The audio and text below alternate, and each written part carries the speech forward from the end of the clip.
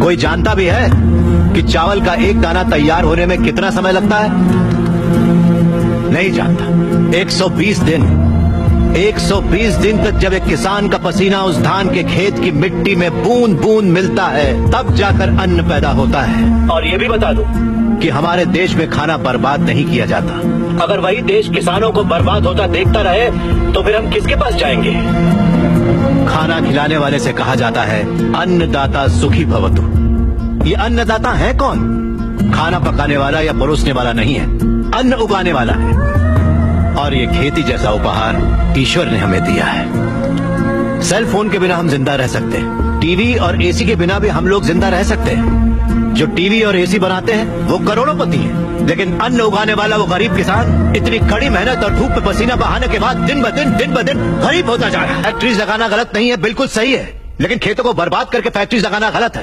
इस देश में कितनी ही बंजर जमीनें हैं, कितनी ही पथरीले जमीनें हैं। क्यों? क्योंकि वहाँ पर पानी नहीं है, इसीलिए खेती करने में इतनी परेशानी उठानी पड़ती है। जरा सोचकर जवाब दीजिए कि किसान पानी लेने कहाँ जाएगा? इस देश में पिछले 10 साल में 1,71,105 से ज्यादा किसान आत्महत्या कर चुके हैं। उसमें से 25,000 से ज्यादा किसान तो इसी इलाके में रहते थे।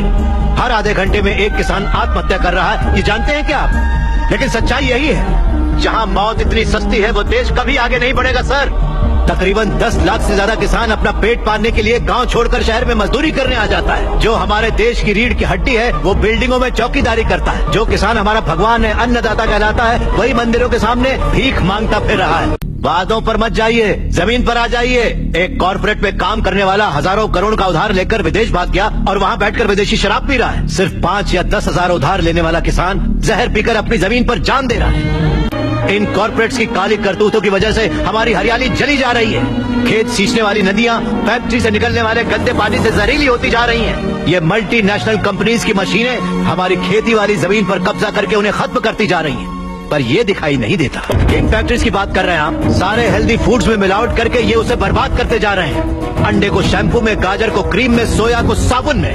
2 रुपए का अंडा 10 रुपए में, 10 रुपए का गाजर 100 रुपए में खरीद रहा है ये कॉर्पोरेट वर्ल्ड। इस रेट पर क्या कोई गरीब खरीद पाएगा?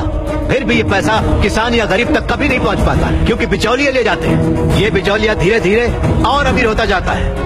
अन्न पैदा करने वाला किसान गरीब से गरीब होता जाता है। पौष्टिक खाना न मिल पाने की वजह से गरीब बच्चे, गरीब बूढ़े बीमारी से मर रहे हैं सर। नौकरी कैसी भी हो हमारी बेहतरी के लिए होनी चाहिए, लेकिन हम उन फैक्ट्रियों के गुलाम बनकर अपनी जिंदगियां खराब कर रहे हैं। याद रखिए, खेती भी एक उद्योग है और किसान उद्योगी है, उसे अगर हमारे गांव की समस्याओं को आप लोगों ने नजरअंदाज किया तो एक न एक दिन हर गांव हमारे गांव जैसा ही बन जाएगा। समझ जाइए आप लोग। अगर ये मीडिया कोशिश करे तो ये दुनिया हिला के रखते हैं।